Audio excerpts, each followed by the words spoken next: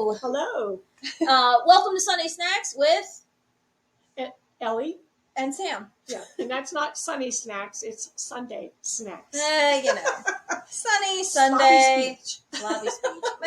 It's a potato, whatever. Speaking of enunciating clear words, we are near Baltimore, so some people say water, a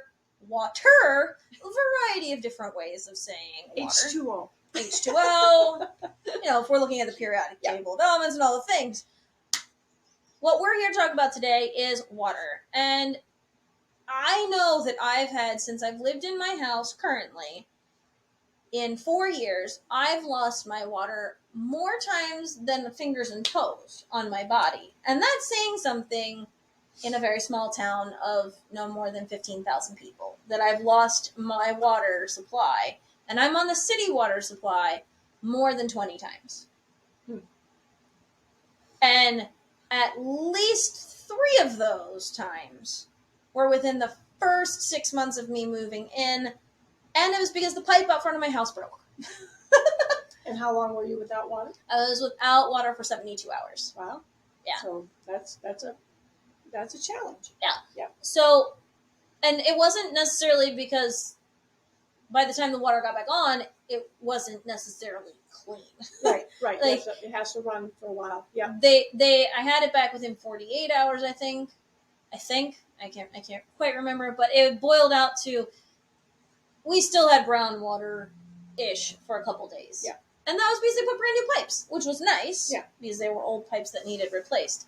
But that left us high and dry. Yeah. Literally. So one of the things that I've learned in talking to Ellie about Beyond TP and Milk and what our idea of really just helping support you, the average individual, not the zombie apocalypse or the homesteader or the prepper who's ready to take on the world. We're just talking about the average person and how to handle if water goes out, hurricanes happen, those kind of... Those inconveniences that can happen for a variety of really basic reasons. Yep. Yeah. And one of those in my life has obviously been losing water. A lot. And one of the things that Ellie taught me a long time ago, and I kind of knew this, but again, I was little when I learned it, that you could get water out of your water heater. Mm-hmm. Yep. You want to talk about that? Because it's just that there's a spigot on your water heater that you can hook a hose to or slide a bucket under, and that water is the same water that comes into your sink. Mm-hmm. So it should be safe to drink as well as wash and whatever.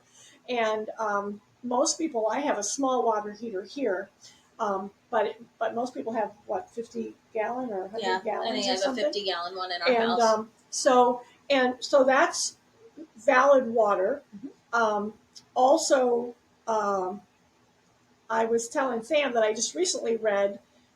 First of all, we would normally tell people, if you knew a storm was coming, and like in the South, where they know it's pretty good odds that they're going to be without electric for a given period of time, so they're probably not going to have running water, or it'll be bad. You can fill up your tub with water, and that water, if the contaminated water doesn't get in it, you'll be able to use that water to cook and wash with. You can buy a plastic bladder that fits in a tub that you can fill up with water, which would then keep all the contaminants out of it, because it would, and that would all be good water. Yeah. So that's a substantial amount of money if you're in those zones where you periodically are left without water. Yeah. Or clean water for a week or two. Yeah. And of course you store water. Mm-hmm. I haven't gotten into really storing water. I'm only just starting that. That's like one of my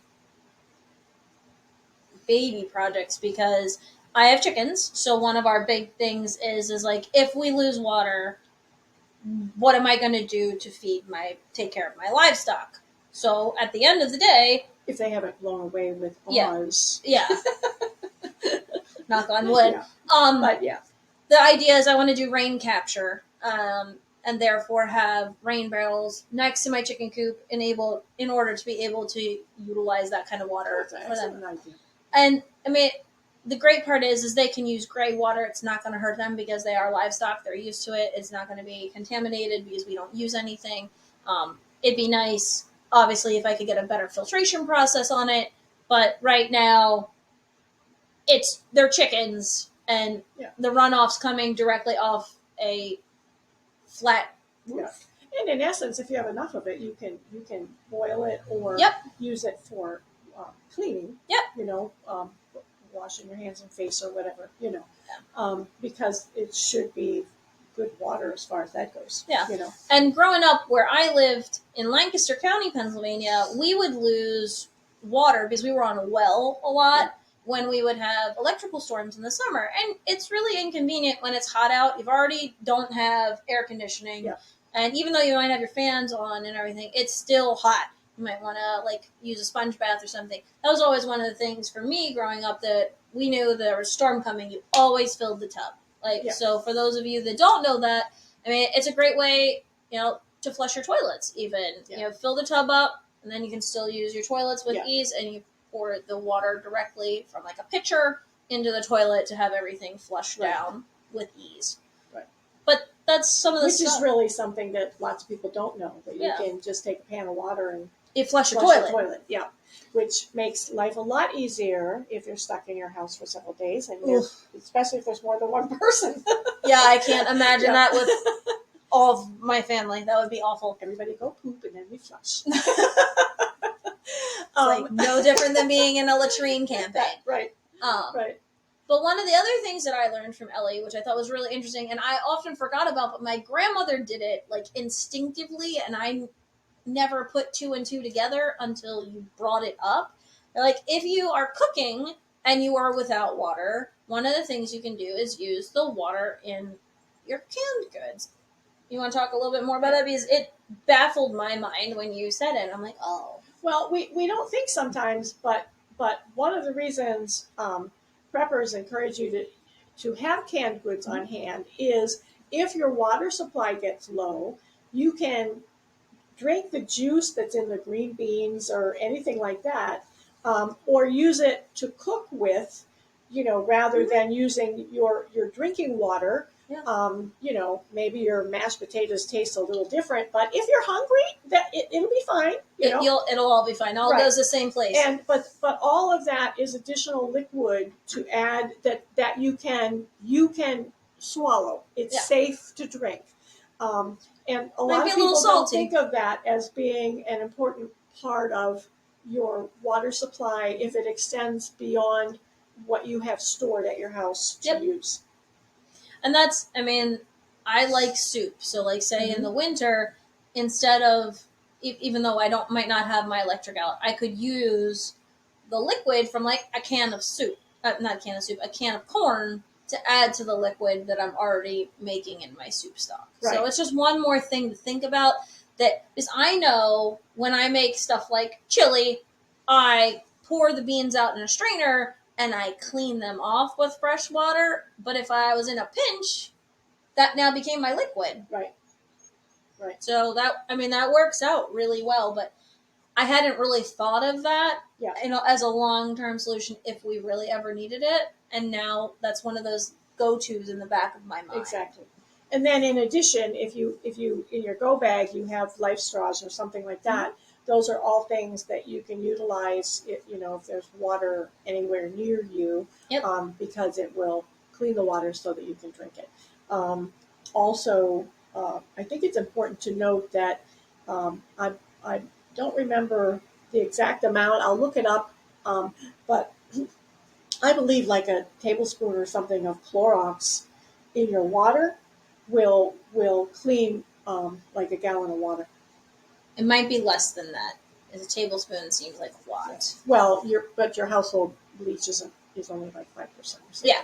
But it will, and if you leave the cap off of your gallon jug, that the chlorine off gases will dissipate. Yep, it off gases. So you won't, you'll smell it when you first put it in, but you won't smell it later. It's gone. Yeah. But that's also a consideration for those short-term durations where, like for instance, the water in the tub, you may want to do that if it's been sitting in the tub for a day or two, just feel safer about it. Yeah. But and I'll look up when we do the post to make sure I have the right amount. But that's also because almost everybody in our house has Clorox in their house. And just so you know, one of the things recommended by FEMA, that's who it was. I'm like, EPA is not what I'm talking about. Not Environmental Protection Agency, FEMA.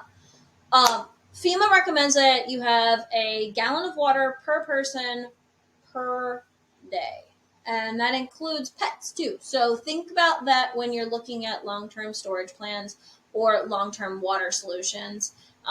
Again, I'm not the biggest fan of if I had to have a month's supply, what that number looks like in my house of gallons of water, where I'd rather invest in something like a life straw system or a water filtration system if I was living in an area that you had water. I had water and I would lose it frequently from my sustainable water. I would want to have that for my sustainable water source. Yeah. So all things to think about. If you have any questions, let us know. We're here and we're always learning. So that's the great part of this is that we're learning by doing and practicing what we preach. We've shown you and explained to you a variety of different things. These are not things that we're making up. These are things that we are actually putting into practice in our own homes. And when you're doing the thinking, think about what happens where you live. If you have hurricanes frequently, that's going to be different than when we get one every 3 years or something. Yeah. That actually affects us. But we all get storms that snowstorms or summer storms that, turn everything off for 3 days or whatever. Yeah.